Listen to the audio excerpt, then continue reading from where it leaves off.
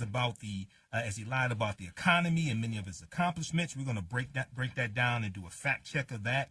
I've looked at 3 or 4 different fact checking sources. Also, we saw that earlier in the week, Trump was acquitted in the U.S. Senate in the impeachment trial.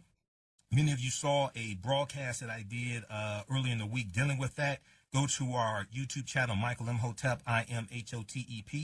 Imhotep, and our Facebook fan page, The African History Network, and check that out. Republican senators were too cowardly to follow their oath of office that they took, and they acquitted Trump, even though they knew that he was guilty, even though they knew what he did was wrong. We saw senator after senator, whether it was Senator Lisa Murkowski of Alaska, Senator Susan Collins of Maine, whether it was Senator Lamar Alexander of Tennessee, who said what Trump did was wrong. Even Lamar Alexander, who's retiring at the end of this year, he should resign today.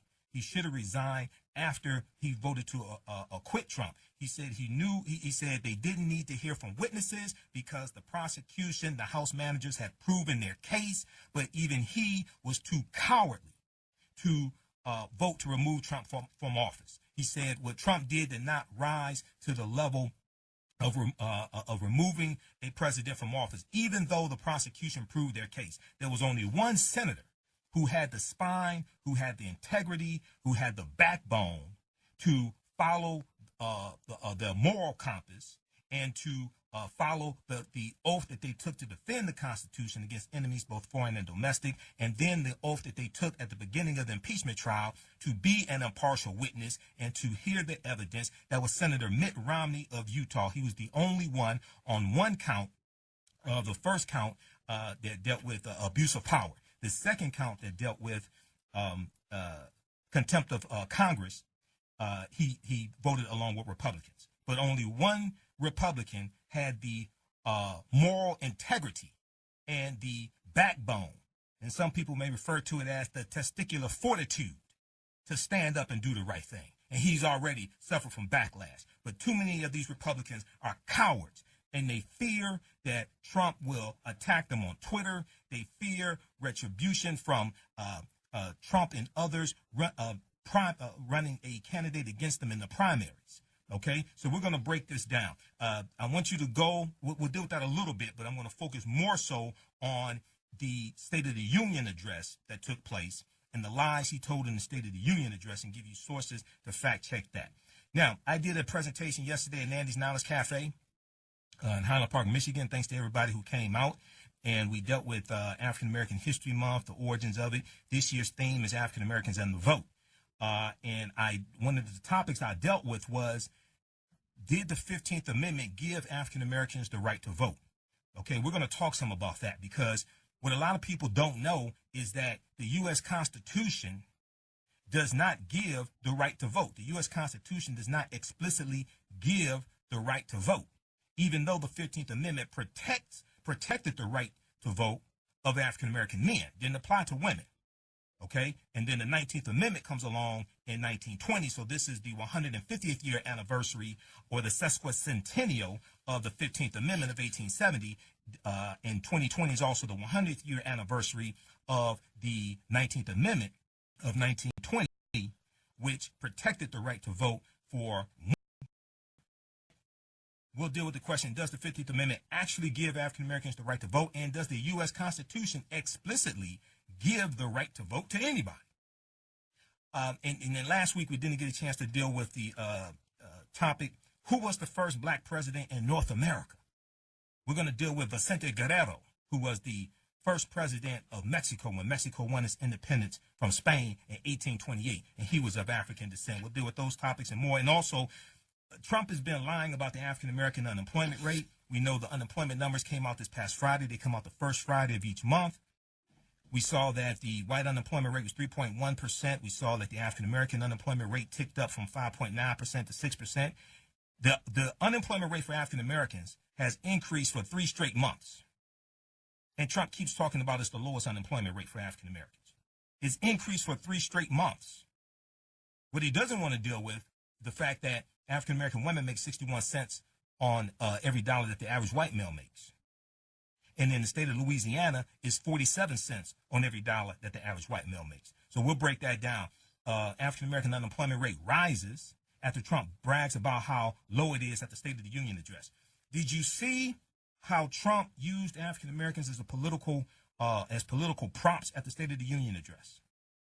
Did you see during the Super Bowl? Now, I saw it afterwards because I didn't watch the Super Bowl. I was on the air last Sunday. I haven't watched the NFL game in going on 4 years because Colin Kaepernick is still being banned from the NFL, so I'm not watching.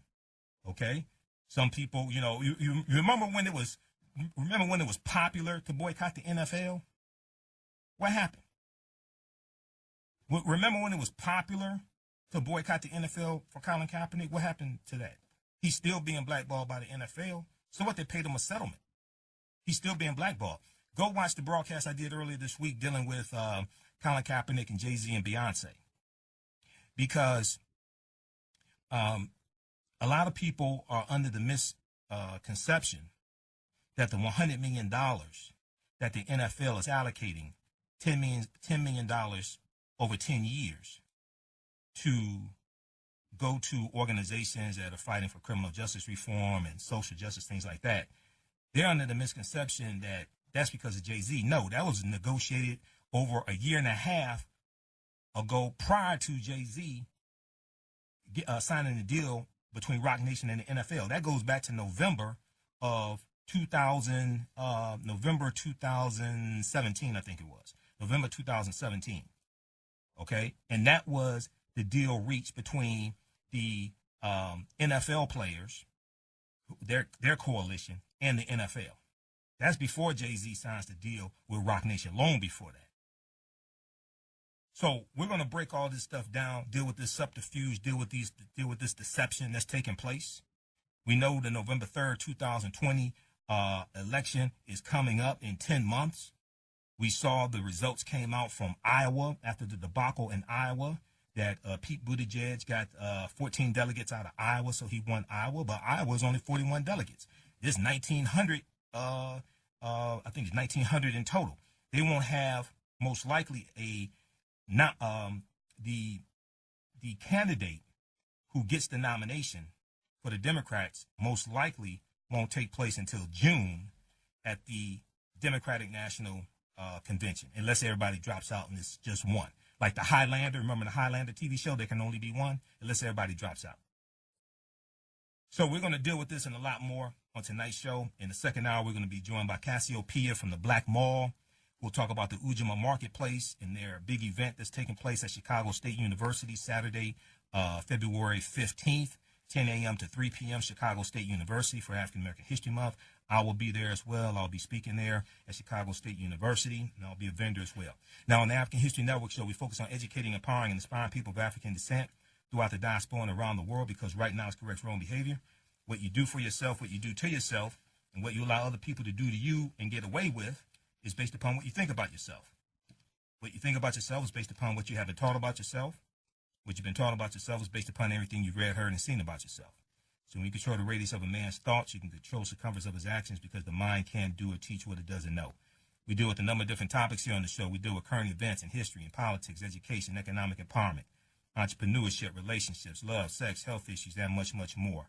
Sign up for our email newsletter. Text the word Kemet, K-E-M-E-T, to 22828 to sign up for our email newsletter. Text the word Kemet, K-E-M-E-T, to 22828 to sign up for our email newsletter. Also, go to our website, AfricanHistoryNetwork.com, AfricanHistoryNetwork.com. You can sign up for the email newsletter there. At the top of the page, click on newsletter. If you want to donate to the African History Network, $ the AHN Show through Cash App, $ the AHN Show through Cash App, or PayPal.me/the AHN Show through PayPal. All right. So I will be speaking at Chicago State University Saturday, February 15th, and then in Detroit, I will be speaking Sunday, February 16th, 2 p.m. to 5 p.m. at St. Francis Missionary Baptist Church, located at 7021 West Warren Avenue in Detroit, 7021 West Warren Avenue in Detroit. Sunday, February 16th, 2 p.m. to 5 p.m. is a free event. This is their African American History Month program that the pastor and Deacon McConaughey organized. I'll be dealing with Black Migration 1619 to 2019 and African Americans and the Vote. and African Americans on the Vote is this year's annual theme for African American History Month. So we'll put this at our website, AfricanHistoryNetwork.com, AfricanHistoryNetwork.com. All right, so let's jump into tonight's topics. So we saw that Republicans acquitted Trump early this week in the U.S. Senate on 2 articles of impeachment. And this past Tuesday, Donald Trump gave a State of the Union address. So Trump spoke to a joint session of Congress Tuesday night, a day before the Senate was expected to acquit him in his impeachment trial. We saw that Donald Trump consistently misstated facts regarding the economy, national security, health care, and more. Donald Trump exaggerated and inaccurately portrayed elements of his record, including that there has been a decline in drug overdose deaths for the first time in more than 30 years, and that the administration has sought to always protect Medicare and Social Security, which is very misleading, and that there is a blue-collar boom taking place also. Now, also keep in mind, he says he's protecting pre-existing conditions while his Attorney General and the Department of Justice are in court right now trying to abolish the entire Affordable Health Care Act, which protects Americans from pre-existing conditions, regardless of whether you have the Affordable Health Care Act or not. One of the things that it did was across the board protected Americans who had pre-existing conditions. Okay, so he's talking out of both sides of his mouth. He's talking out of both sides of his mouth. Now, among those in attendance in the House chamber this past Tuesday, we saw Rush Limbaugh, the syndicated talk show host, who said a number of negative things about African Americans in the past. Donald Trump had the nerve to give the Presidential Medal of Freedom to Rush Limbaugh, and that is something, as Nancy Pelosi said, the next day, it was either Wednesday or Thursday, she said, I think it was Thursday when she gave a press conference. That's something that a president does in the White House. She said, you don't conduct presidential business in the House of Representatives. You do that in the White House. You've never seen a president give the Presidential Medal of Freedom to somebody in the House of Representatives. You do that at the White House. So an emboldened Donald Trump took a vengeful victory lap from the White House less than 24 hours after his acquittal by the cowardly Republicans in the U.S. Senate on charges of abuse of power and obstruction of justice, obstruction of Congress, lashing out at his adversaries, touting his perceived accomplishments, and denying any wrongdoing. So you had senators like Senator Susan Collins, who said she said she believes Trump has learned his lesson, or something to that effect. Then she took that back and she said, well, I meant to say, I hope he learned his lesson. No, he hasn't learned his lesson, because as recently as Thursday and Friday, and then when he spoke at the National Prayer Breakfast, which is supposed to bring people together, he was divisive there. And he said he did nothing wrong.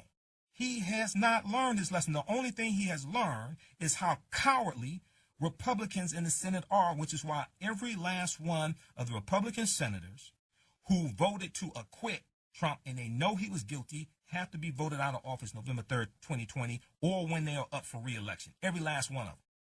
These are traitors. Every last one of them. They know what he did was wrong. They know he was guilty because they admitted he's guilty. If you look at, we're coming up on the break here, but if you look at Senator Lamar Alexander of Tennessee said in a statement that Donald Trump did what Democrats accused him of. He admitted it.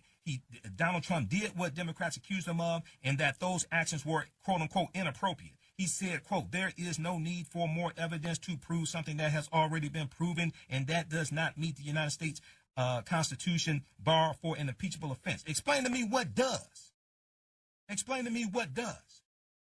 Senator Lisa Murkowski of Alaska, the final holdout on the vote to impeach. They were trying to figure out which way is she going to vote. She said, given the partisan nature of the impeachment from the very beginning and throughout, I have come to the conclusion that there will be no fair trial in the Senate.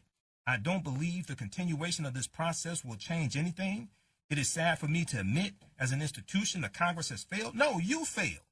because you voted against hearing witnesses. What kind of trial has no witnesses? What kind of trial has the jury foreman doing interviews saying he's working in lockstep with the defendant and the defendant's attorneys? And he already said that there's no way Trump is going to be removed from the Senate. Senator Mitch McConnell was in on this heist. He's an accomplice.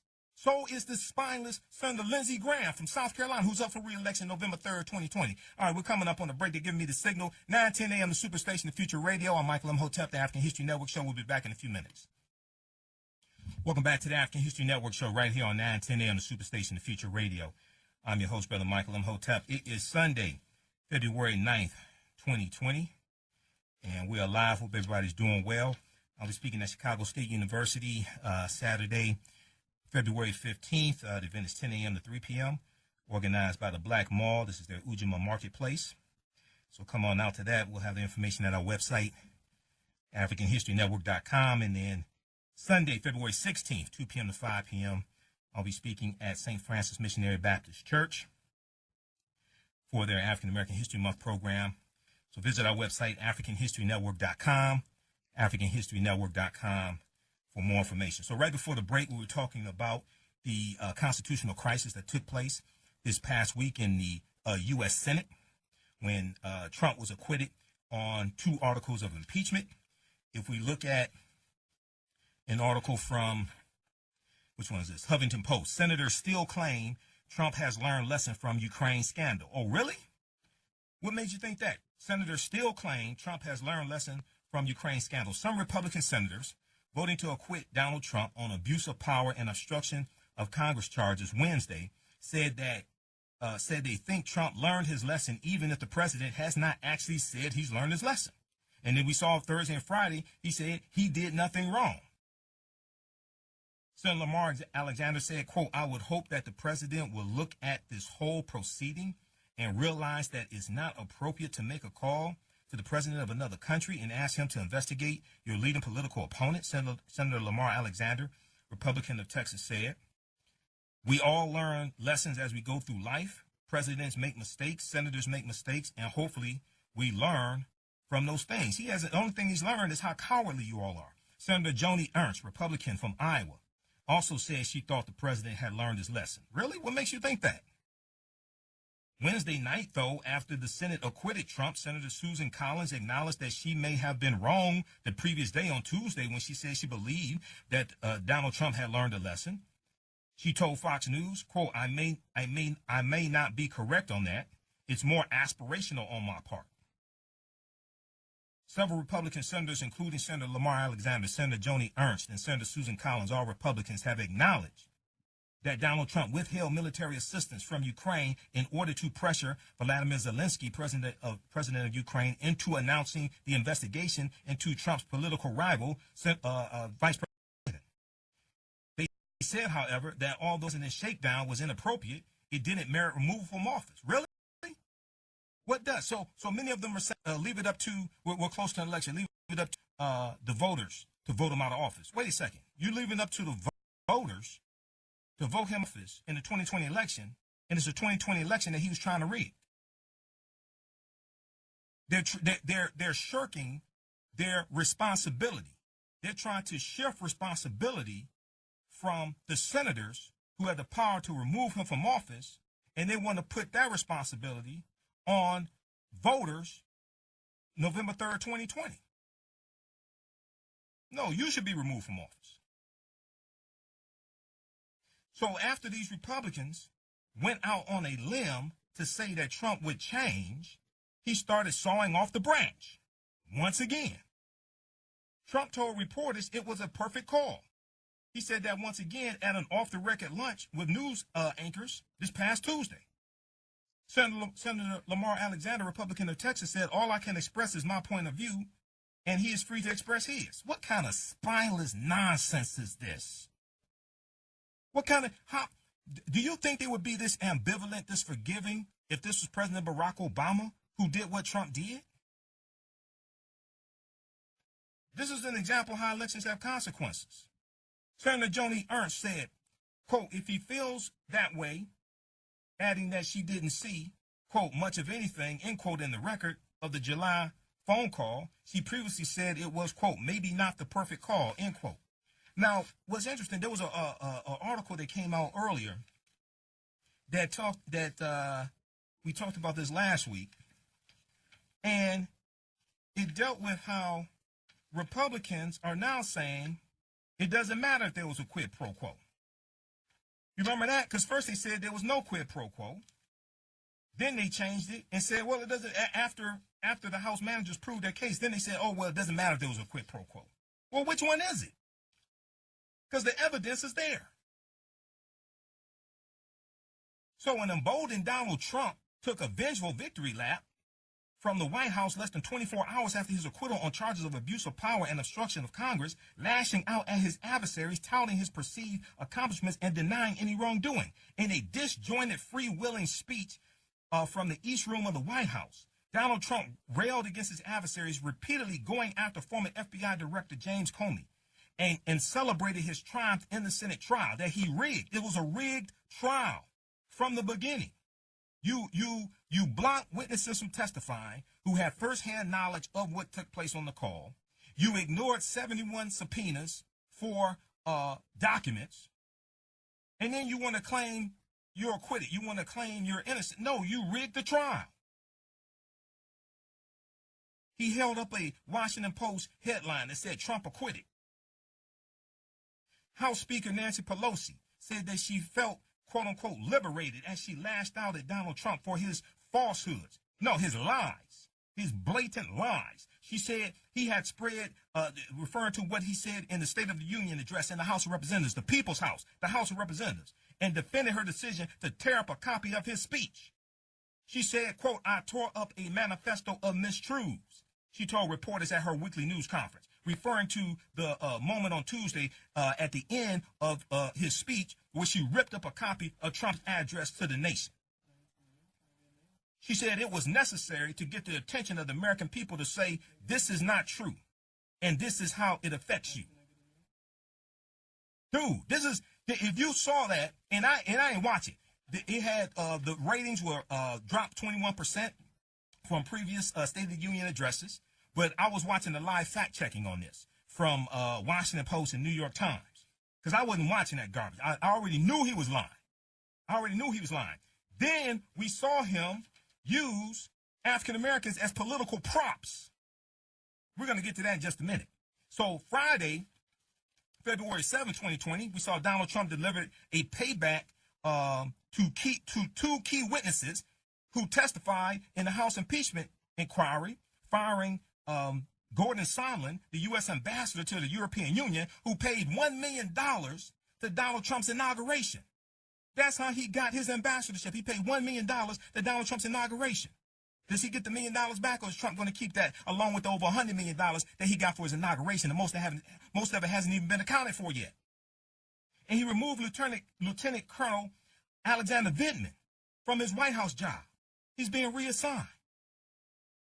This is retaliation. And most of the Republican senators are silent, who said they think Trump learned his lesson. The only lesson he learned is how cowardly you are.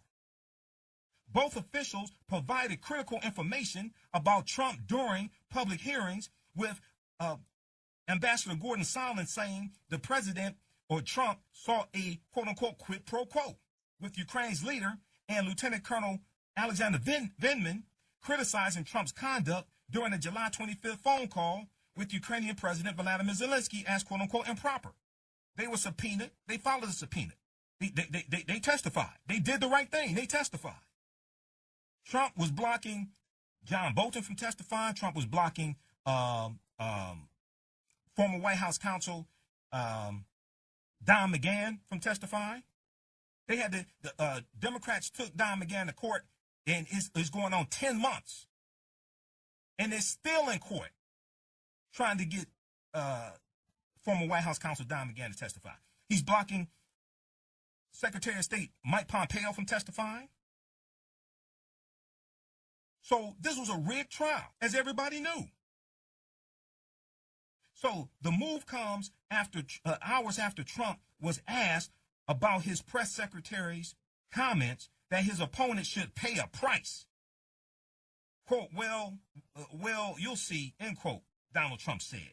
This is, see, what people don't understand is that in Nazi Germany, Adolf Hitler was elected by the people. Adolf Hitler was elected by people. I talked about this in my lecture Saturday. Okay? The Nazis were not just a bunch of crazy people running around. They were a political party. And what they did was they started ignoring the laws, ignoring the Constitution of Germany. Trump has been emboldened, and if he gets a second term, you don't want to see what's going to happen, because all the guardrails are basically gone. The only guardrail left is the courts. And he's nominated 1/4 of the federal judges, 191 federal judges. He's nominated and gotten approved. They're about to push through another 5. This is, once Trump was acquitted on Wednesday, Moscow Mitch McConnell announced they're about to push through another 5 federal judges. Those are lifetime appointments. So while Simple Simon has people running around talking about Gail and Oprah, you got a constitutional crisis taking place right here that is going to have a catastrophic effect for generations. And most people are totally oblivious to what's taking place. So, Ambassador Sondland, a hotel magnate who was named European Union ambassador after donating $1 million to Trump's inauguration, testified twice before the House impeachment inquiry, and recalled more incriminating information in his second and public appearance November 20th, 2019. It was his assertion that, quote, everyone was in the loop on the president's plan to get dirt on former Vice President Joe Biden and his son Hunter Biden. Lieutenant Colonel Alexander Vindman and his brother also fired. He has a twin brother. His twin brother was also fired. Vindman was walked out of the White House. He's being reassigned. But everybody knows this is in retaliation for him doing the right thing and testifying. Lieutenant Colonel Alexander Vindman, the top Ukraine expert on the National Security Council, who also testified, was ousted from his job and, quote, escorted out of the White House, end quote, on Friday afternoon, Friday, February 7th. His lawyer said. Vindman's twin brother, who also worked for the National Security Council, was also removed from his post. Now, his twin brother didn't testify. Why is he being removed from his post? Quote, LTC Vindman, Lieutenant Colonel Vindman, was asked to leave for telling the truth, end quote, his attorney David Pressman said in a statement. He went on to say the truth has cost LTC Alexander Vindman his job, his career, and his privacy. When July 25th, 2019, when Trump made the call to Vladimir Zelensky, the new president of Ukraine. This was the day after Robert Mueller testified in the House of Representatives about the Mueller report. The day after Trump is reaching out to a foreign power to interfere in the next election. So for Republicans who think that Trump learned his lesson, no, he didn't. He's going to do it again. The only lesson he learned is how cowardly you are, and you're not going to stop him. You're not going to hold him accountable.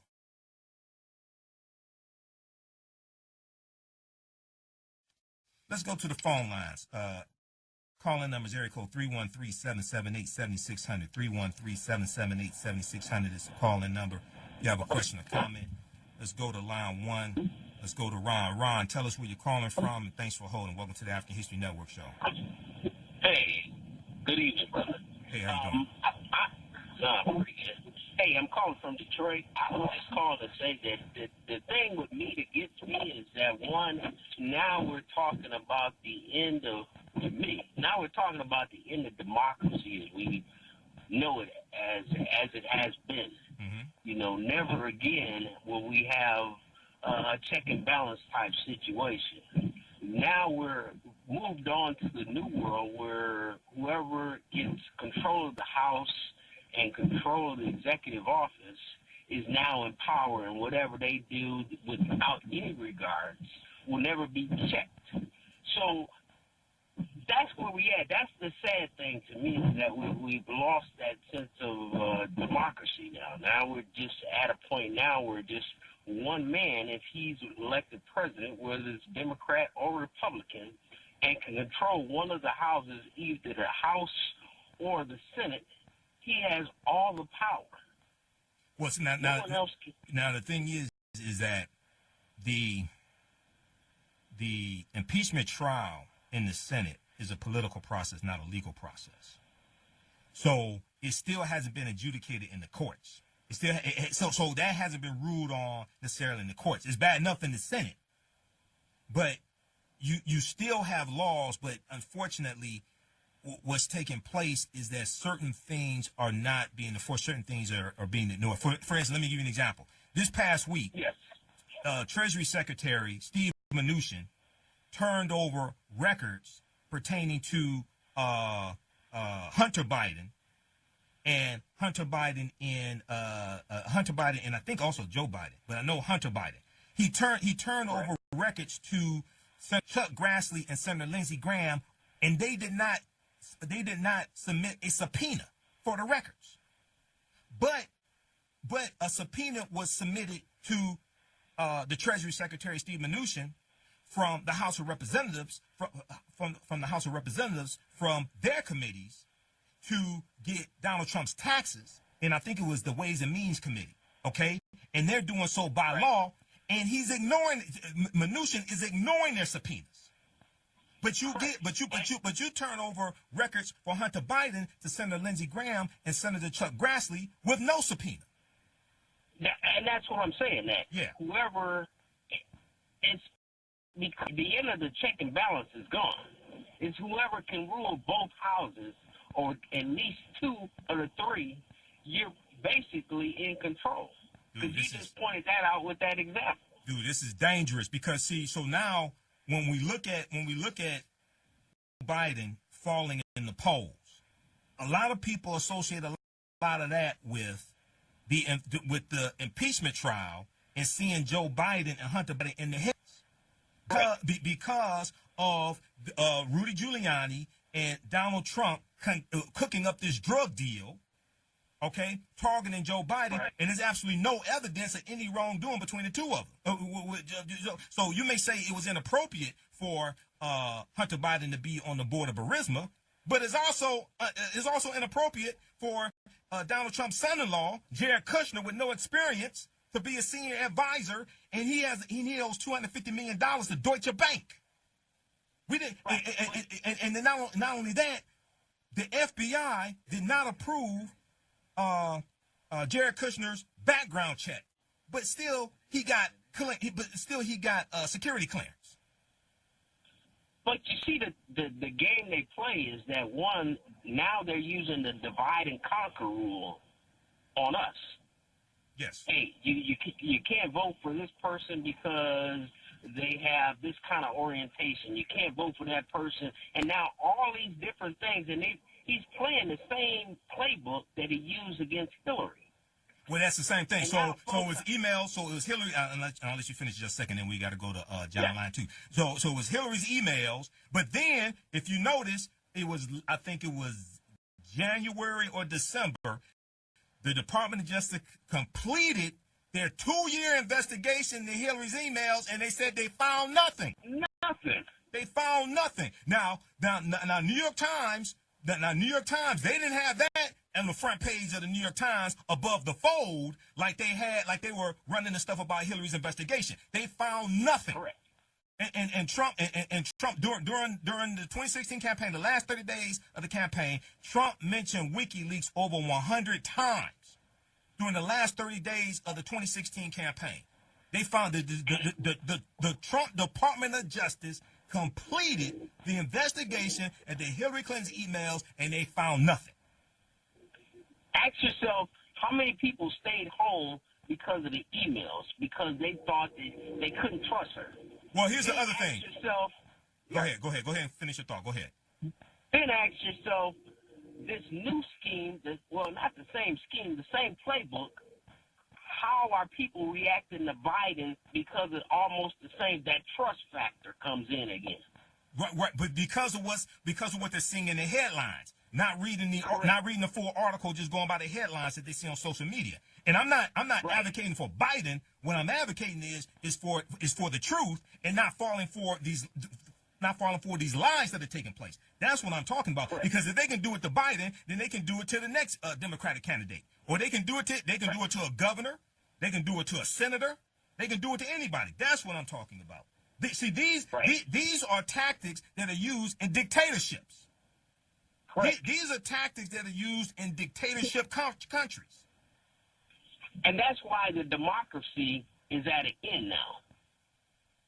What we saw at the end of that impeachment thing, that was the end of democracy. The check and balance thing is gone. Now we're looking more at a dictatorship, monarchy type government, system of government now. Well, that's why he has to be voted out of office. There has to be overwhelming turnout to vote him out of office, and those checks and balances have to be restored. Okay. All right. I don't see them coming check and balance, because now even if a Democratic president was to do something out of bounds, he had a Senate or Congress that was majority Democratic. I don't see them really saying, okay, yeah, he was wrong for doing that, and we need to get him out. I don't see that happening. Okay. Because they will look at this as being a foundation for their decision. Okay. All right, Ron. Thanks for calling. I got to get to the next call. All right, John, line 2. Welcome to the African History Network show. Tell us where you're calling from. I'm calling from the east side of Detroit, Mr. Imhotep. Thank you for taking my call, and thank you for that line Trump took and checked by talking about ball things about his black employment. He did so much for them and all that stuff. And the employment, they got a good record of all that stuff. So now I want to thank you for educating people, let them know that some of these so-called conservative black guys taking that garbage to heart. Come on, he got all the jobs for African Americans. Thank you for educating. Yeah, we're gonna get to that shortly. Yeah, okay. And speaking about that Super Bowl, I didn't watch 1 minute of it, Hotel. I didn't watch 1 minute, yes. and I wasn't going back to watch it. I even didn't listen to it on the radio. So I mean, I totally agree with you that Forrest, I don't know what this Jay-Z doing. Maybe you can explain what the circumstances with him. Yeah, go watch the broadcast I did early in the week, man. I don't have time to deal with Jay-Z and Beyonce right now.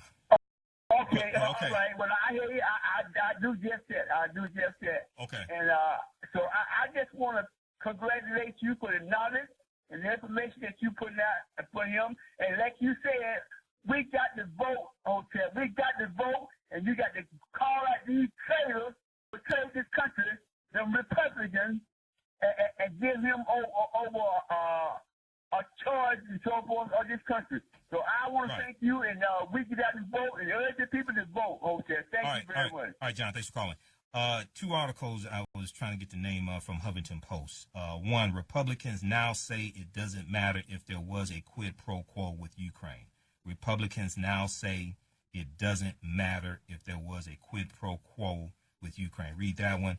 Then the other one from January 31st, 2020, Republicans are twisting themselves into knots trying to justify acquitting Trump. Republicans are twisting themselves into knots trying to justify acquitting Trump. Read those 2 articles. All right, so very quickly, because we're coming up on a break in a few minutes, and we have a guest coming up at the top of the hour, and then we're going to continue this. We have Cassiopeia from the Black Mall coming up at the top of the second hour.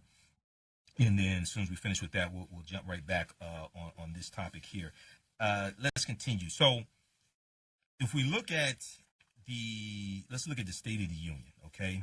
This debacle of the State of the Union where, Trump just showed his entire behind at the State of the Union address. And then he gave a white supremacist like Rush Limbaugh the Congressional Medal of Honor, the Presidential Medal of Honor.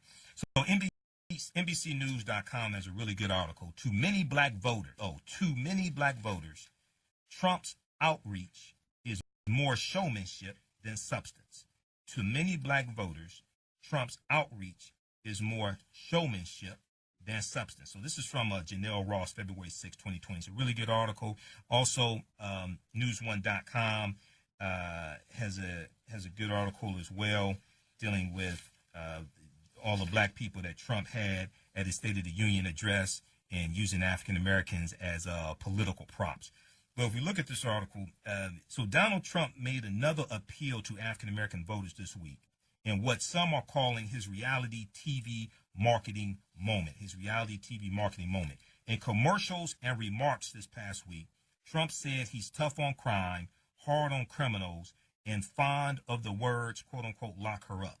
He's also compassionate, concerned about the effects of extended prison sentences, and powerful enough to transform the lives of those affected by mass incarceration, according to Trump campaign ads.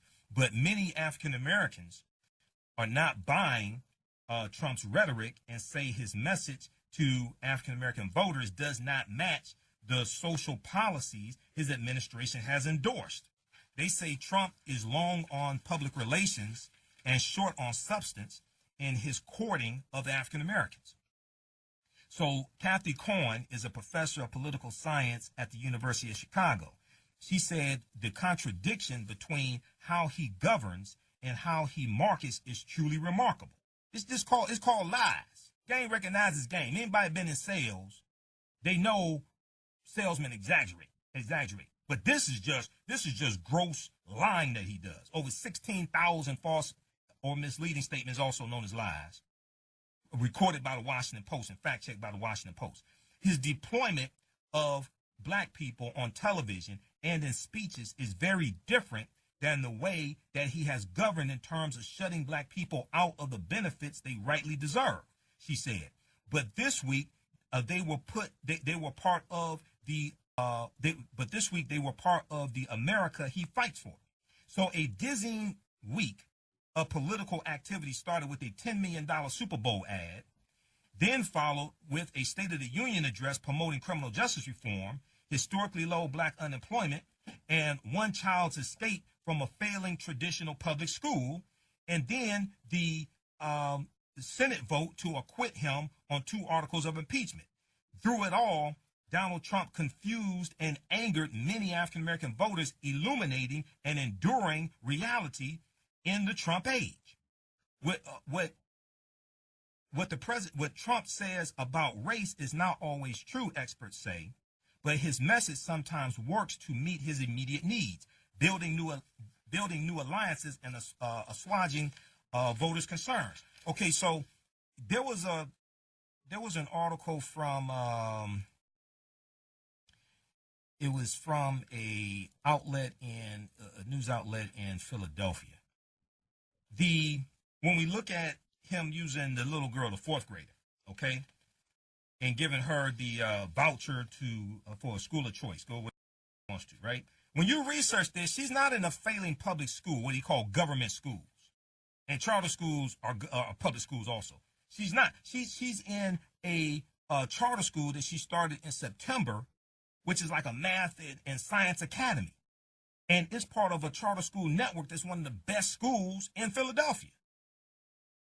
When we on the other side of the break, I'll give you the name of that article. Okay, so these are just blatant lies that he showed. He used African Americans as a political backboard to score points off of. So Trump's State of the Union speech was part of an effort political activists and experts say that Trump and his re-election team made this week to bolster support with groups where enthusiasm for Donald Trump is wavering. Recycled long-running GOP tactics and Trump spin. Audience was white Republican moderates and independents, but the address included an audacious set of claims that a slice of African Americans disenchanted with the Democratic field could possibly find compelling or actually fall for the lies that he's telling. It positioned Trump as a figure willing and able to deliver big things, and it remains an approach for far more likely to compel white voters to the polls than African American voters. All right. So if we look quickly here before the break, if we look at Let's look at the fact checking from the Washington Post here. He says, since my election, we've created 7 million jobs. Okay, now Trump often inflates the number of jobs created under his presidency by counting from election day. Election day was November 8th, 2016, rather than when he took the oath of office. There have been almost 6.7 million jobs created since February 2017, according to the Bureau of Labor Statistics. Job creation under President Barack Obama, his last 3 years, however, averaged 227,000 jobs per month, and that still exceeds the monthly average under Trump of 191,000 jobs per month. So Trump won't tell you there were more jobs created in the last 3 years of President Obama than the first 3 years of the Donald Trump administration. Trump won't tell you that, okay? If we look at another one here, he said, under my administration, 1 million Americans have come off food stamps, okay? So about 6 million people, not 7 million, have stopped receiving food stamps since February 2017, according to the latest data.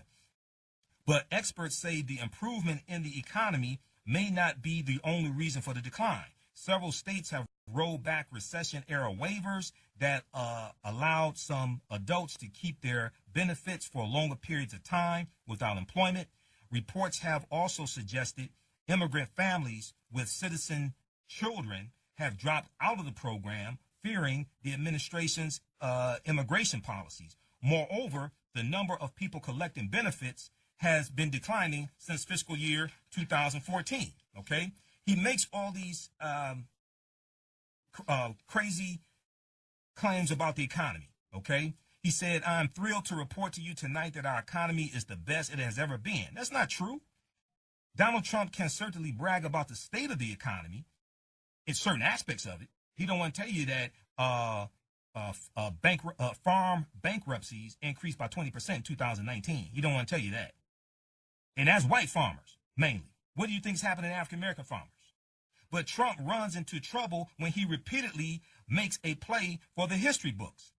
The Washington Post database of Donald Trump claims, is over 16,000 of them, show he has made a variation of this claim some 260 times.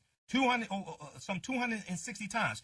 There are several metrics one could look at, but the current economy falls short, according to experts we consulted.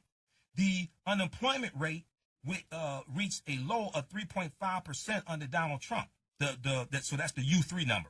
Go to BLS.gov, Bureau of Labor Statistics, and research how is the unemployment rate calculated. There's 6 unemployment rates, U1 through U6, okay? The one that you hear talked about the first Friday each month, that's usually the U3 number. All right, so the unemployment rate reached a low of 3.5% under Trump, but it was as low as 2.5 in 1953. It was as low as 2.5% in 1953. Trump has never achieved an annual growth rate above 3%. That's the GDP, above 3% annual growth rate. He has never achieved an annual growth rate above that for the GDP. But in 1997, 1998, and 1999, the gross domestic product, the GDP, grew 4.5% in 1997, 4.5% in 1998, and 4.7% in 6 ranged from 4.4% to 6.6%. In 1950 and 1951, it was 8.7% and 8% respectively. He is straight out lying. The evidence is there, and he repeatedly lies. So people can't fall for this nonsense. The evidence is there.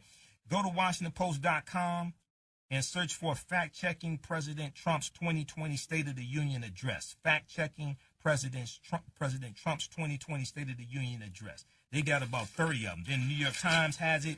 National Public Radio, NPR.org has it also. We'll continue this on the other side of the break, 9:10 a.m. Superstation, the African History Network show. I'm Michael Imhotep. We'll be back in a few minutes. Welcome back to the African History Network show right here on 9:10 a.m. Superstation, WFDF. Hey, I'm your host, Brother Michael Imhotep. It is Sunday, February 9th, 2020. Those watching us on Facebook, on my Facebook fan page, The African History Network, The African History Network, please share this broadcast. Invite your friends to tune in, and then also those watching on 9:10 a.m. Superstation's website, Facebook fan page, 9:10 a.m. Superstation, share this broadcast as well. Okay, on the line, we're joined by Cassiopeia of the Black Mall and they have a fantastic event coming up Saturday, February 15th at Chicago State University. Hey, welcome to the African History Network show. Cassiopeia, how you doing tonight? I am great. Thank you for having me. All right, excellent, excellent. So tell us what's going on at Chicago State University. So we are having our Black History Month Ujima Market. Ujima is cooperative economics. It is a vendor market, panel discussion, workshops, dance classes. It is an amazing day, to celebrate our culture and our history. And Yes. of course, we cycle the Black dollar. It is going to be jam-packed with 40 vendors, including yourself, Michael. Yes. And we are also going to have it's All-Star Weekend here in Chicago, so we're going to have a few former WNBA and NBA stars coming to talk about a For the Love of the Game panel. Okay. We're going to be doing some chakra workshops and smudging, some African dance classes, some video game tournaments. It's just a great day for everybody to come out, Wow. celebrate, socialize. Yeah. Wow, that's a lot taking place. Okay, so tell us the time and how much is admission? Oh my God! First of all, admission is to the public. Free and open to the public admission. Okay, go ahead.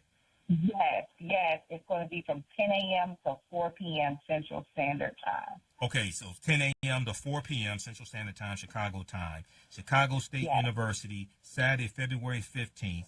And you're going to have, how many, about 40 vendors? Yes. Okay, 40 vendors, workshops. I'll be speaking there as well. And then you're going to have panel discussions. Now, tell us about some of the panel discussions that will take place. So we got For the Love of the Game. We're going to be having, something like I said, the professional basketball players come and talk happens to life after, the NBA and, what are they doing with their time, with their investments. Now, that's important. That's important because the average career in the NBA is only about 5 seasons. So, what do you do with the rest of your life? Yes. Go ahead. Yeah, and how are you managing money and time, and what does that look like? And better practices for people who are interested, right? We're also going to be doing For the Love of Self. So we're going to be having some different practitioners there. They're going to be talking about, plant-based lifestyle, about, plant-based lifestyle, okay. Yes, healthier living, talking about, healthier relationships, doing things to help us better the self and love on self. Let's see. Yeah, I'm always happy to announce my mom is going to be speaking there. She does something talks about honoring our ancestors. Okay. It is Black History Month, and, we, of course, always acknowledge the heroes of the past, but she does something on a monthly basis where we are celebrating one of our heroes' birthdays or significant days. So every month we have somebody that we are, looking at and going back and remembering. So that's an aspect. Like I said, the people doing like chakra healing and smudging. So now our people are getting back into traditional ways of healing and learning more about our culture and ways to direct our life path. So we're going to have somebody doing chakra, someone doing waist speed workshops, someone doing astrology, and really understanding that this is a science, Right. Knowing, when you were born and how the different planets, affect us, and how it specifically affected you on the day you were born and how that, helps with your life is really important, because when we know more about ourselves, we know how to really interact with each other a whole lot better. Okay.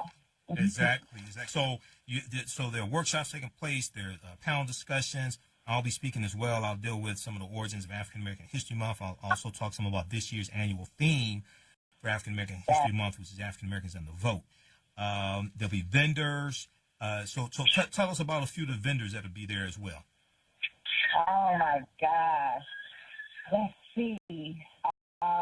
We have, I should have been more and more prepared to think about this. I have a whole list that we put up. But top, we've got some jewelry vendors, some clothing vendors.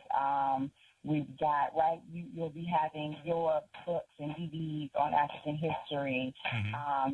People that's doing like skincare and hair care vendors, some candles. We'll, of course, have some of those products that you have to have, your household products, your tissue, your paper towels, your deodorant. All of this stuff is Black-owned. Right. So it's paste. So things that, you normally go to Walmart and Target to get, you can get them at the Ujima market, and it's going to be Black-owned when you get it. So. Okay, now how can people get more information? Is there a website? What have you? Yes. So right now, our Facebook page has all the details listed. And our Facebook page is facebook.com /The Black Mall, TheBlackMall. So give us the website again. It's theblackmall.com, and then click on events. Okay, theblackmall.com and click on events. All right. Excellent. And do you still have space for vendors? Yes, we actually have a few spots left, not many. So if vendors are still interested, please hurry. Go to the page. Go to theblackmall.com. Click on events. Go ahead and register, because it is definitely going to sell out. Okay. All right. Well, look, I'll see you Saturday, Cassie. Okay. All right. Thank you so much. All right. No problem. Take care. Have a good night. All right. Night.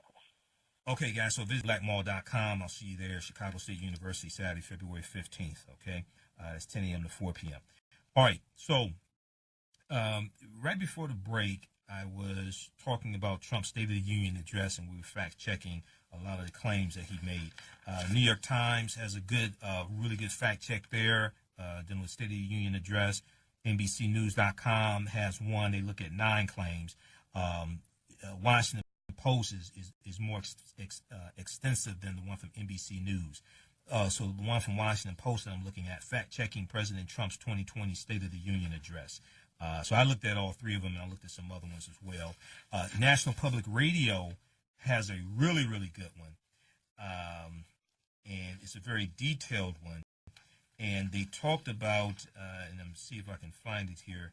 They talked about the economy, because Trump loves to talk about the economy. He loves to talk about the stock market. Stock market is not a good indication of the economy, especially the Dow Jones Industrial Average, because that's only reflective of 30 companies, and about 50% of Americans are not directly, about 50% of Americans don't own any stocks, and only about 15% of Americans are directly invested in the stock market. So most Americans who own stocks is through a 401k plan. They're not directly invested into the stock market.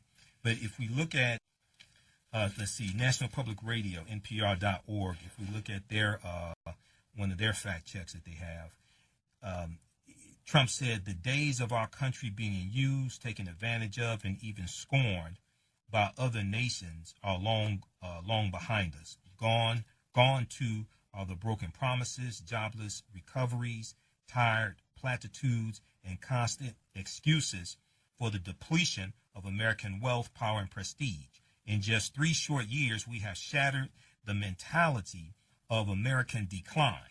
We have shattered the mentality of American decline, and we have rejected the downsizing of America's destiny. We have totally rejected the downsizing. We are moving forward at a pace that was unimaginable just a short time ago, and we are never ever going back. So he inherited an economy that was rebounding, and it was a largely healthy economy. That's what he inherited. He said he inherited a mess. Nancy Pelosi said, no, you inherited a movement.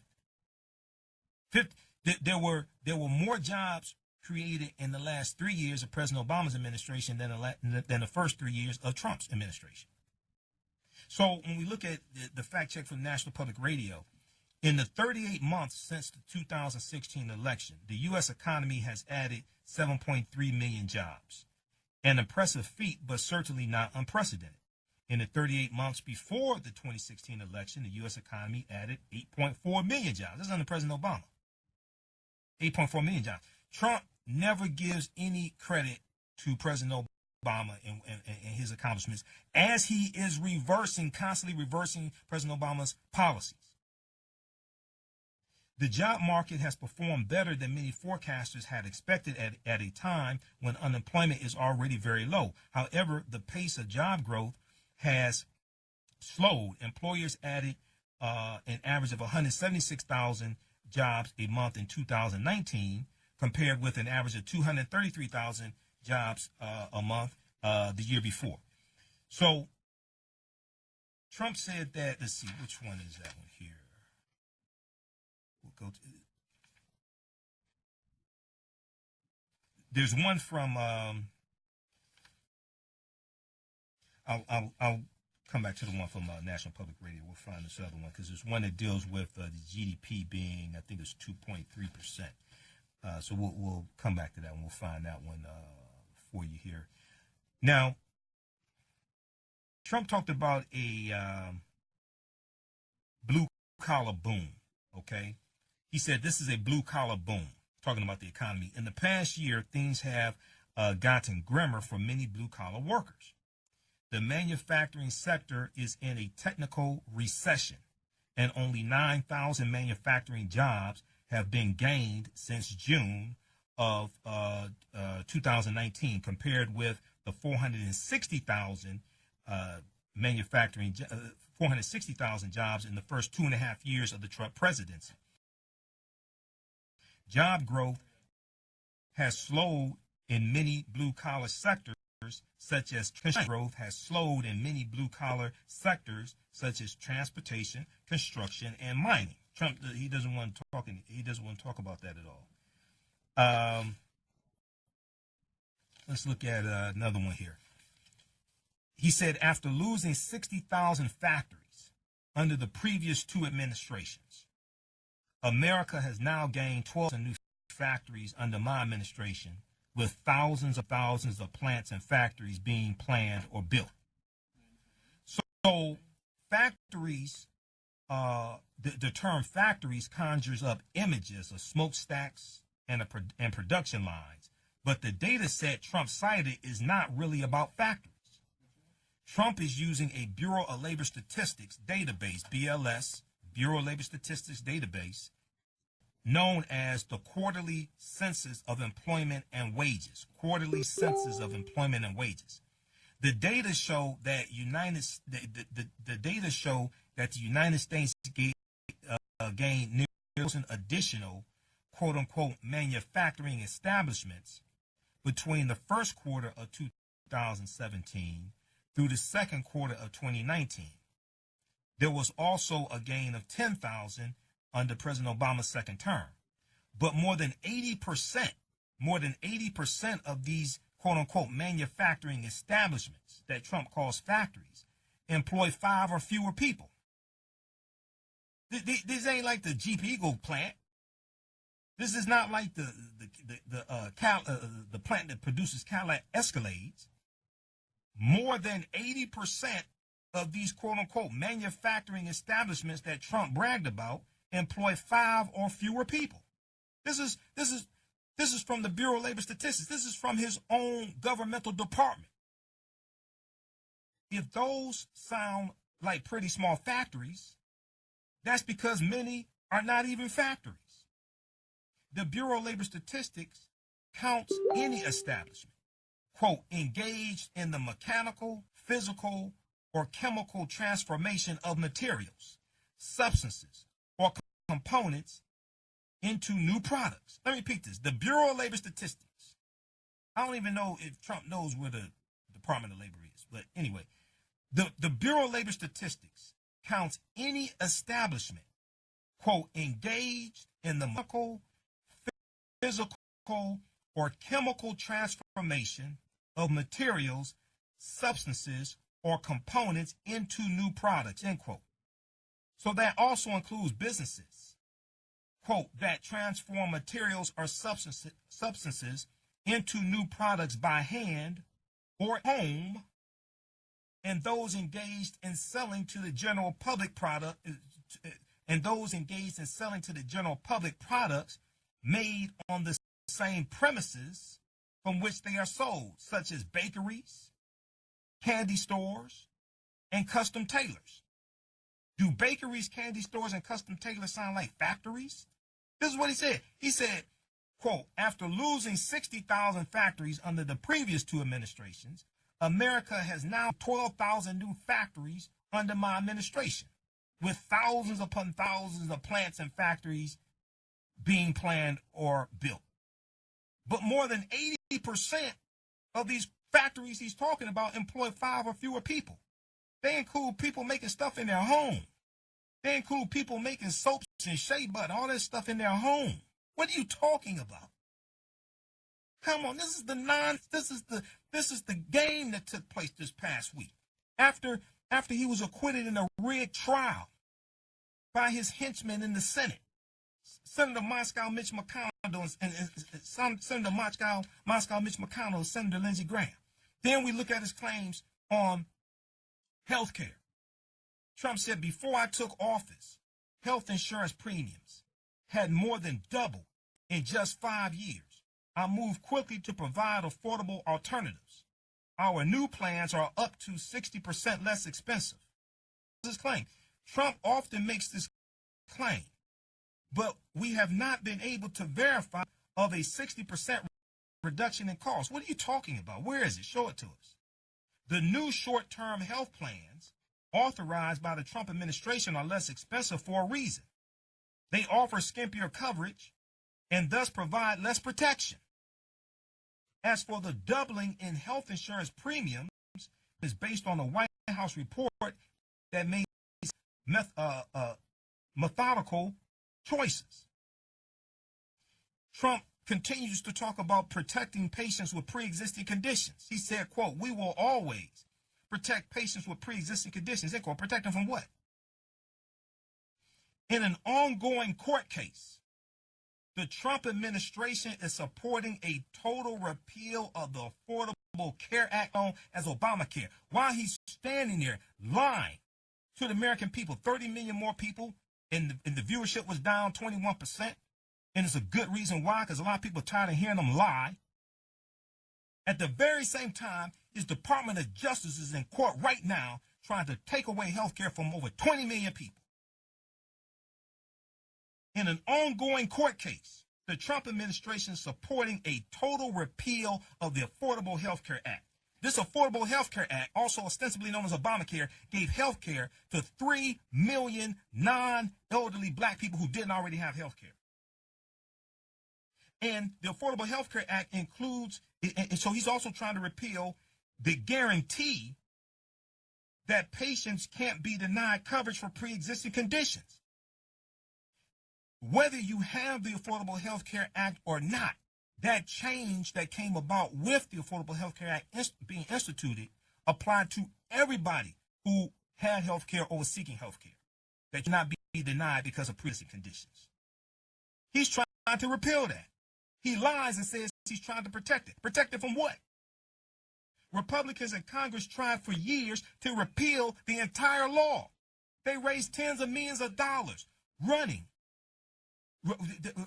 Year after year, we saw them running and raising tens of millions of dollars on repealing the entire Affordable Health Care Act. And they haven't come to a consensus on a alternative health care plan that they can institute. Republicans have not come to a consensus on one they can institute if they repeal the Affordable Health Care Act. Trump has not presented a plan to cover the gaps in case the court challenge is successful.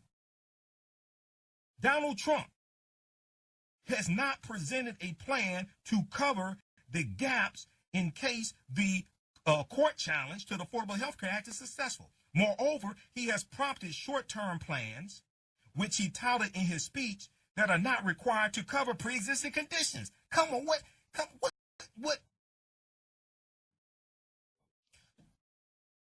I'm trying to explain to you consequences. These are dire consequences. This ain't no game. This has real life consequences. We're coming up on a break, 9:10 a.m. the Superstation, WFDF, the Future Radio, the African History Network show. I'm Michael Imhotep. We'll be back in a few minutes. Welcome back to the African History right here on 9:10 a.m. the Superstation, WFDF. Hey, I'm your host, Brother Michael Imhotep. It is Sunday, February 9th, 2020.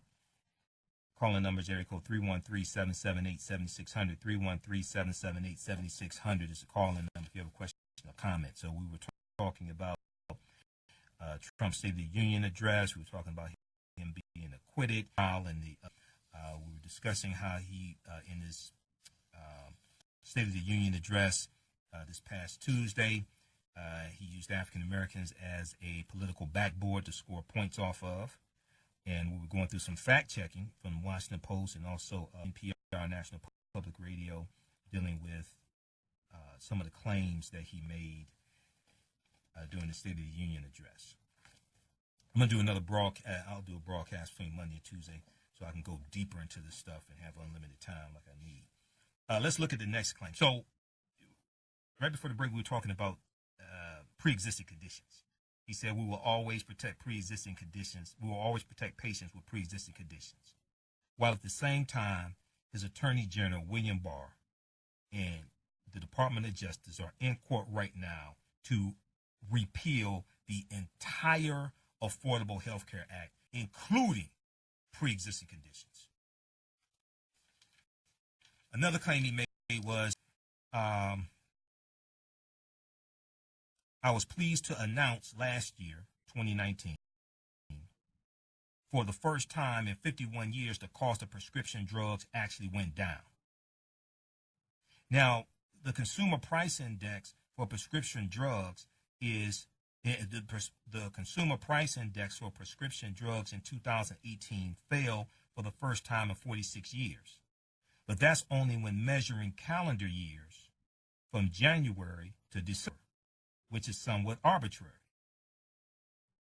Donald Trump's record shrunk 5.5 years when measuring non-calendar years. Experts say the CPI for prescription drugs fails to account for rebates, which can be substantial and may be giving a skewed picture because of recent market shifts towards generics and electronic payments by third parties. Studies we found show drug prices have not declined, especially when it comes to branded drugs.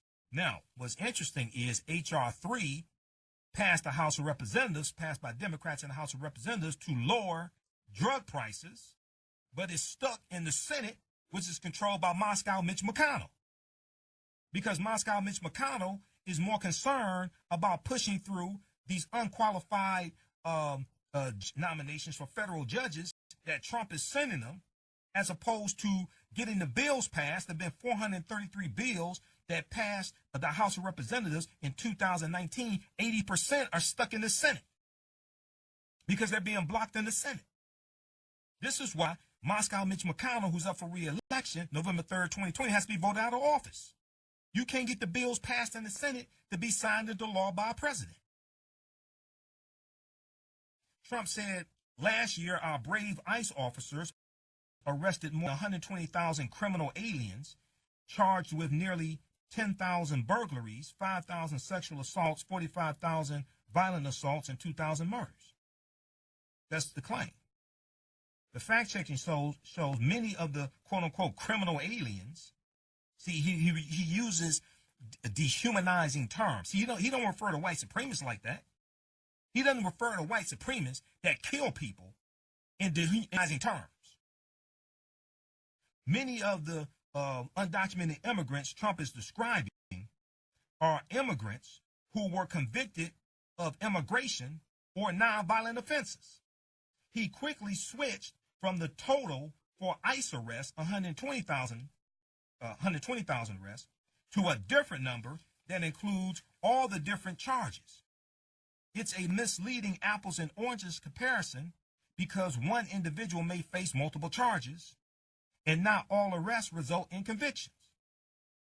The other thing that's duplicitous and downright deceitful is that undocumented border crossings at the southern border were at a 50-year low in 2017 when he came into office. They were at a 50-year low. But because of his rhetoric, because of him removing the aid that President Obama sent to Central American countries to bolster their economy, so more of the people would stay there and not come here. And then also, when you go to NBCnews.com and you search for Homeland Security climate change, Homeland Security put out a report that shows how climate change is negatively impacting the environment in Central American countries and impacting agriculture. Trump totally ignores this, which caused more of a flood of people coming from Central American countries into Mexico trying to come to the U.S. Then you also have an increasing number of African migrants coming from the Congo, coming from Angola, Cameroon, and other African countries, and they're coming through Central America as well. A lot of this could have been avoided. But see, when you don't understand the cause of this, the other thing that's very important to understand is U.S. American countries going back 50 years in some cases, and the tensions going back between U.S. and Mexico, and understanding the Mexican-American War between 1846 and 1848 that ended with the Treaty of Guadalupe Hidalgo of 1848. This is how the U.S. got the territory that became Colorado, Arizona, New Mexico, California, Utah, Nevada, and Wyoming. That came from that treaty with Mexico because the U.S. went to war with Mexico. We go back to 1836 when Texas wins its independence from Mexico. In 1836, the Texas Rangers are formed in Texas. Texas Rangers baseball team. I'm talking about what becomes the law enforcement organization called the Texas Rangers, which became the state police. But the Texas Rangers started out as bounty hunters who were paid by white slave owners in Texas to go into Mexico to capture runaway slaves and bring them back to Texas. Because the first president of Mexico, Vicente Guerrero, outlawed slavery in Mexico after Mexico wins its independence from Spain in 1828. You have to understand history, understand what's going on right now. And what we're dealing with right now is the fear of the browning of America, the year 2043. I talked about this in my presentation yesterday. The fear of the year 2043, when demographers in the U.S. Census Bureau and others estimate that white people will no longer be the majority population in this country. And some white people, not all white people, fear what will happen. So that's what all this is. That's what all of this is about. We just saw that a couple of weeks ago, Trump put more African countries on the immigration ban list, including Nigeria and Eritrea, because they're not concerned about white undocumented immigrants or white legal immigrants that come to this country. That ain't the problem. It's non-white people coming to this country. That's what they're trying to crack down on. That's what the fear is about. There's a fear of the browning of America. So let's look at this last fact check. Then we're going to get into, then we'll go to the phone lines here. So stand by, everybody. Chad and Olaf will come in you just a minute here. Trump said, quote, "Before I came into office, if you showed up illegally on our southern border and were arrested, you were simply released and allowed into our country, never to be seen again. My administration has ended catch and release. If you come illegally, you will now be promptly removed from our country. Very importantly, we entered into historic cooperation agreements with the governments of Mexico, Honduras, El Salvador, and Guatemala." Now, interesting enough, did Trump mention that the CIA in 1954 Guatemala in his speech? Because that helped destabilize Guatemala, the economy, the government. Did he mention that? You sure? As a result of our unprecedented efforts, illegal crossings are down 75% since May. They were down. They were at a 50-year low, or 50 or 40-year low when you came into office in 2017. As a result of our unprecedented efforts, illegal crossings are down 75% since May, dropping 8 straight months in a row.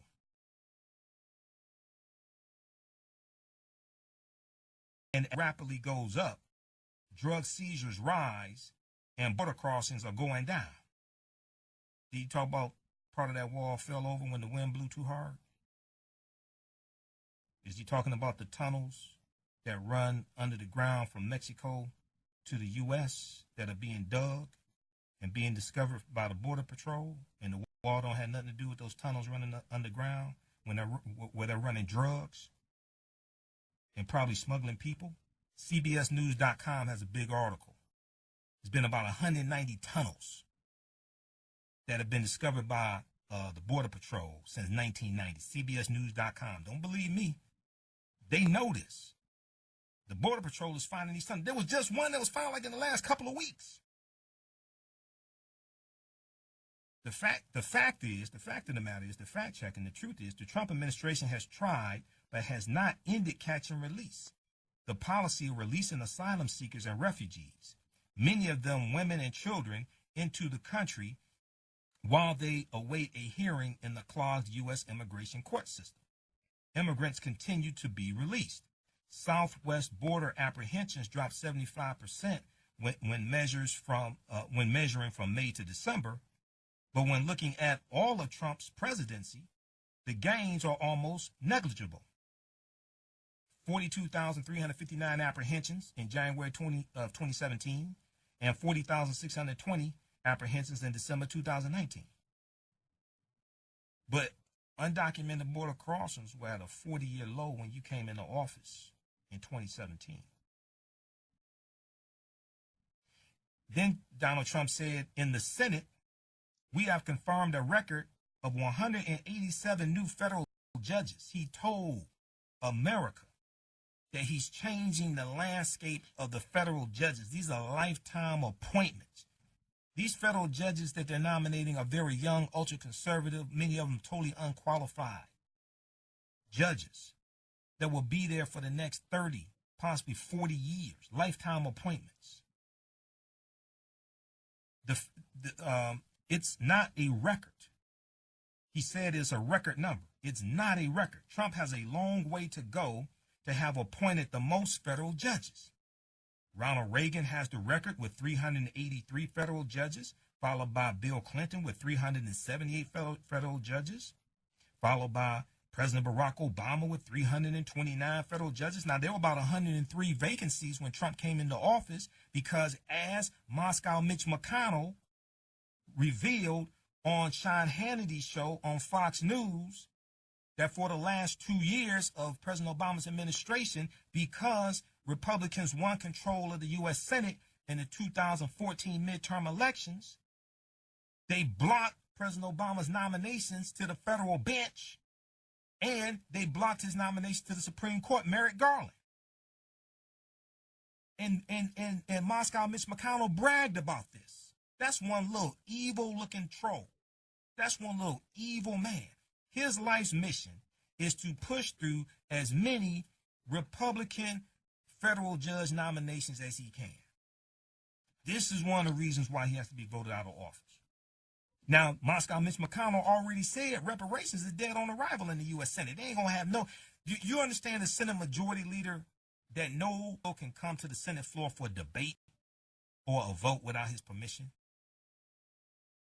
So around the time of the House of Representatives, June 19th, 2019, the H.R. 40 hearing that took place, right around that time, he said reparations dead on arrival. They're not going to discuss that in the Senate.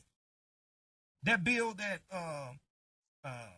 Senator Cory Booker drafted, the reparations Senate, that's not going anywhere.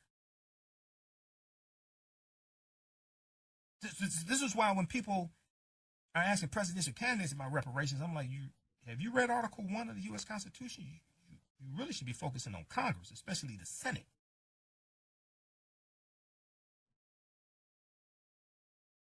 So, President Obama got 329 federal judges confirmed. Through January 18th of 2019, 187 judges nominated by Donald Trump have been confirmed by the U.S. Senate. It's now 191. It's about to go up again. The Trump campaign notes that Trump ranks second in terms of judges confirmed at this point in his presidency, after Jimmy Carter and first in appeals court and first in appeals court judges. But he hadn't gotten a record number of 187 new judges, new federal judges is not a record number. He lied again. Let's go to the phone lines. Let's go to Chad, line 1. Chad, welcome to the African History Network show. Tell us where you're calling from. Thanks for holding. Hey, how you doing, brother? From Detroit. I just want to say, more power to you. Thanks. But heads up, bro. You make a mention, of the thing that this administration has been doing. And by the grace of God, I believe we will prevail those of us that have good intentions and mean well. I just want to expound just a little bit on that stuff about, with that, Patrine Gale and the thing she done got all stirred up in the black community. And, her and Oprah, really, brother, I'm concerned, because they both sell out. And then how they don't want to, acknowledge the fact, we may hear Michael Jackson say that her and Oprah have done things for our community. That's true, but that don't mean they sell out. I don't know what. Who was your first name? I mentioned the name you said. Gail, what is her name? King, whatever her name is. Oprah, journal. Yeah. And then I think Bully, another Afro-American man, Snoop Dogg, by his comments, and I heard him. He didn't threaten her. He just said, "Someone will be watching you," and that's out of pocket. That was wrong. And he said something to the effect that will come for you, something to that effect. Snoop put out. I ain't gonna spend a whole lot of time on this. I ain't talked about that. I ain't wasting time with this. Not saying you are, but I ain't wasting time with this. But Snoop put out another video where he said he wasn't calling for harm to Gayle King. No. The first video he did, he said something to the effect of "will come for you." But he put out a second one saying he wasn't calling for harm to come to her because allegedly she was getting death threats. Okay, I ain't spending time on that. You got another point you want to make? Because I got to get to Olaf and Ron on line 2 and 3. Well, like I said, as far as that other stuff, which we know the Republicans gonna do what they gonna do. All I is that we should vote. You know what I mean, and let God fight out better. Because at the end of the day, nothing we could do anyway. You know what I mean? So it's good to talk about it, but God got the last say so. You know what I mean? Because everything we try to do, they shoot it down. No. If we understood the importance of midterm elections, we wouldn't be in this predicament in the first place. If we understood the importance of the 2016 election, do you know how many black people were registered to vote in the 2016 election? No idea. 16.4 million. You know how many actually voted? 9.5 million. Trump won Michigan, Wisconsin, Pennsylvania by 78,000 votes. He won Michigan by 10,704 votes. We don't understand this, what's taking place. Okay, I got to get to this other call, man. I got to get this up. Thanks for calling. Keep listening. Look, I told people in 2016, I said on this station every week, I told you what was going to happen. And people thought this was a game. Dude, if you understand history, you understand the same way Nixon got the circumstances, the same way Trump got into office. It was a backlash.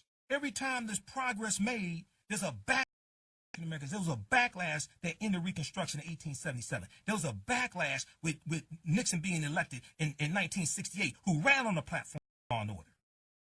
And Roger Ailes was a campaign advisor and friend to Nixon. Roger Ailes founded the Fox News Network. He did. Roger Ailes was a fan of Donald Trump. This line, I'm going to do another broadcast that's going to be uncensored because there's some stuff to say. I can't say it here because of FCC regulations. Let's go to line 2. Olaf, you're on. Thanks for holding, Olaf. Tell us who you're calling from. Yeah, Olaf from Brightmoor, Detroit. Bro, wow, that was deep what you just said about that Roger. Dude, we don't understand history. I didn't know. This stuff ain't hidden. People distracted about BS is going on right now. That's why I'm going to put out nothing about Gayle and Oprah. That's a bunch of nonsense. Go ahead, man, because I'm about to set it off. Go ahead, brother. I can't say what I need to say right here. Go ahead.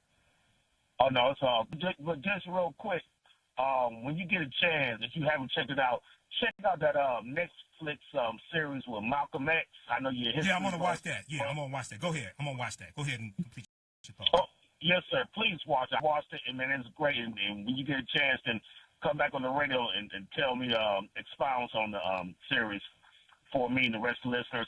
And real quick, I'll do that. Yeah.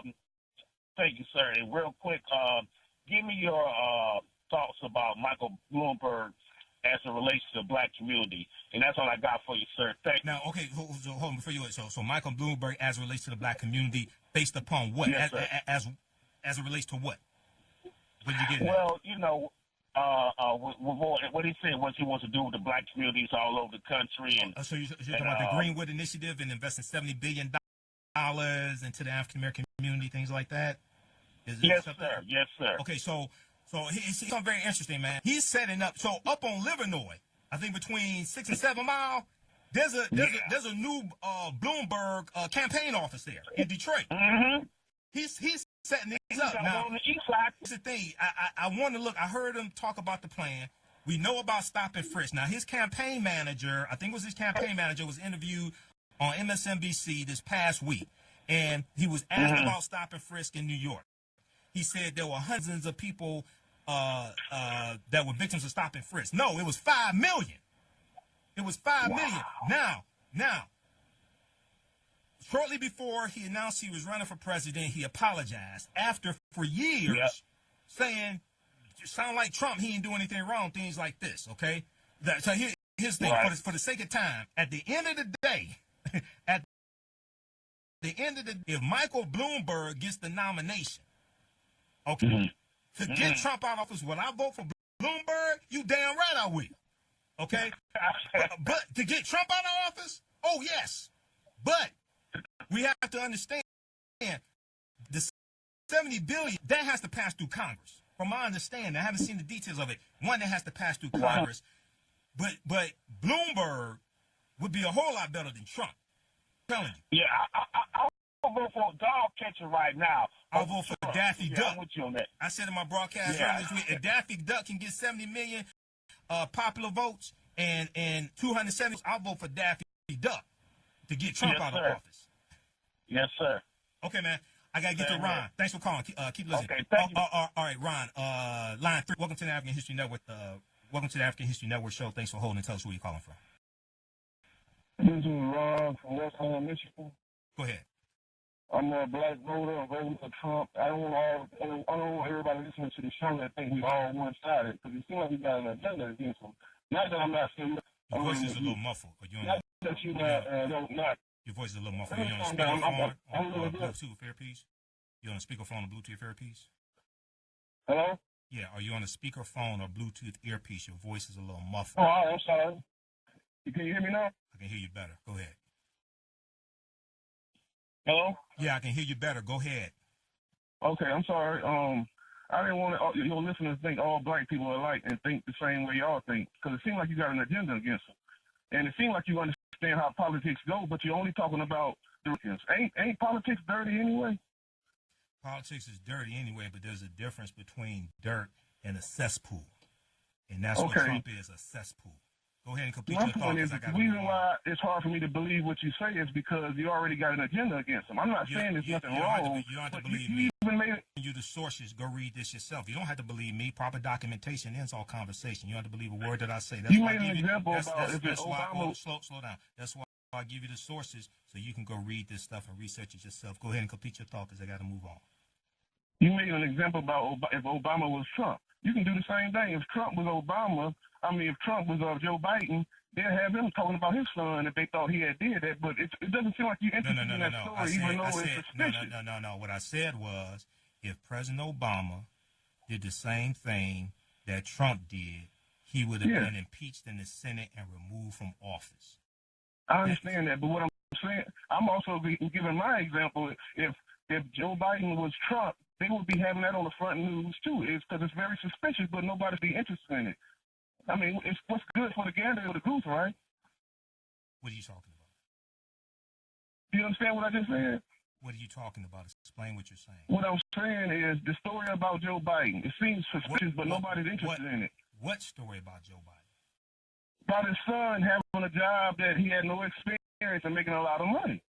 Okay, so Isn't that a little suspicious? So And if that was Trump, they have it on front news all the time, but they're not interested in it because it's a Democrat, Joe Biden. Number one, well, Hunter Biden, even though there are concerns about it, there's no evidence that he did anything wrong. Now, what's a real problem right now with Jared Kushner as a senior advisor to Trump, who the FBI did not confirm his background check, and at the same time he owes $250 million to Deutsche Bank, and he's totally unqualified for that position. So you're talking about somebody sitting on the board in Ukraine, and Biden ain't been vice president since January 20, 2017. You got Jared Kushner right now. So calling, keep listening. All right, let's go to this quickly here. News one time, okay? Once again, you don't have to believe a word that I say. That's why I give you the sources. Go research this for yourself. Notice he ain't provide one source. This is how they act. That's why I let him talk so you can hear. He ain't provide one source for you to go research. Notice that. News1.com. I think Friday, 7, 2020. After Trump brags how low it is at State of the Union. Black unemployment rises after Trump brags how low it is at State of the Union. So this is written by Bruce T. Wright. Go read this in its entirety. They have some good links to it, the Washington Post, things like that. But he says, while defenders of Trump were probably busy spinning the jobs report for January 2020, black workers likely exhaled a deep sigh, but not one of relief. The numbers were there for all to see. Black unemployment had risen yet again for at least the third straight month, according to the latest monthly jobs report released this past Friday, February 7th, from the Bureau of Labor Statistics, BLS.gov. Go to BLS.gov. You can read the labor report there, and also search for how is the unemployment rate calculated, because most people don't understand this. The white unemployment rate was at 3.1%. The African American unemployment rate increased from 5.9% to 6%. Okay. Overall, the January 2020 unemployment rate was at 3.6%. Those figures stood in stark contrast to the bragging Trump did, that Trump was doing just a few days ago at the State of the Union address, when he resorted to his familiar refrain about how low the black unemployment rate is. According to the Bureau of Labor Statistics, this is the U.S. Department. I'm not sure if Trump talks to them. The black unemployment rate rose from 5.9% to 6% from December to January of 2020. And while on the surface that may seem like an inconsequential and minuscule difference, two other things to take into account. Number one, that 5.9% unemployment rate is still nearly twice that of white people, which is 3.1%, the January 2020 unemployment rate for white people, and well above the national average of 3.6%, the latter of which also rose from December 2019. Secondly, and arguably more important, black unemployment has been steadily rising for at least the past 3 months, going from 5.5% in October to 6% in January of January 2020. So the trend in the wrong direction undermines Trump's persistent claims otherwise, and suggests, like all those black folks he had as his guests at the State of the Union address, that he's just posturing to disingenuously demonstrate what he says is a to black America. With that said, the unemployment rate for African American women did fall in January 2020, going from 2.8% in December to 2.7% in January 2020. It rose for African American men from 2.8% to 2.9%, placing the larger focus back on African American unemployment as a whole. Economists have bristled at recent job reports that have fallen well short of expectations. A respectable 255,000 jobs added to payrolls in December 2020, or actually should be January 2020. There hasn't been enough of an emphasis placed on exactly what type of jobs are actually hiring. Many of them have been low-wage gigs in a continuation from a trend seen following other recent jobs reports. In fact, the recent proliferation of low-wage jobs has left a bleak outlook when it comes to the country's overall employment situation. As January's jobs report showed, the weakest wage growth since July 2018, according to the Washington Post economics correspondent Heather Long. The Economic Policy EPI has given a somber reality check to those celebrating the low levels of unemployment. Once again, the Economic Policy Institute has given a somber to those celebrating the low levels of unemployment. Quote, nominal wages rose 3.1% year over November 2019, which is lower than expected in any economy that has had historically low unemployment. The Economic Policy Institute wrote in part before continuing. They go on to say, quote, it is important to remember that periods of stronger wage for production, non-supervisory workers in this recovery to be followed by periods of relatively weaker growth. Definitely a promising sign, quote. Brookings Institute, their report that we've talked about here on this show, the Brookings Institute also previously released its analysis of the American economy and found that even as it hums along at a favorable pay low enough to leave the vast segment of workers today earning wages enough to leave their livelihood and families extremely vulnerable. Brookings went on to write that, quote, 53 million Americans between the ages of 18 to 64, which account for of all workers, qualified hourly wages are $10.22 and median annual earnings are $18,000. 44% of all workers are work economy that Trump lies and says history. Get out of here with this. Read the rest of this article, newsone.com. Black unemployment rises after Trump brags how low it is at State of the Union. Also read this article, commondreams.org. Leading civil rights lawyer. In many ways, Trump is copying Hitler's early rhetoric and policies. The author, Bert Neuborn, Neuborn, is one of America's top civil liberties lawyers and questions whether federal government can contain Trump and GOP power grabs. This is from August 9th, 2019. Read this article. They go through and lay out 20 ways. You got to understand history to understand this. People that don't understand history are defeated. All right, look here. We have to get out of here. Remember, visit our website, AfricanHistoryNetwork.com. My DVD lectures are there. We have the Black History Bundle Pack, 15 DVD Black History Bundle Pack. You can donate work through Cash App, $, the AHN Show through Cash App, or PayPal.me/AHN Show through PayPal. I'll be at Chicago State University February 15th, and speaking at St. Francis Baptist Church Sunday, February 15th, 2020. At the African History Network Show, we focus on educating, empowering, and inspiring people of African descent throughout the diaspora and around the world, because right now it's correct wrong behavior. It's now over till we win. Wakanda forever. Stay tuned for Pastor Mo. We'll talk to you next week. Peace.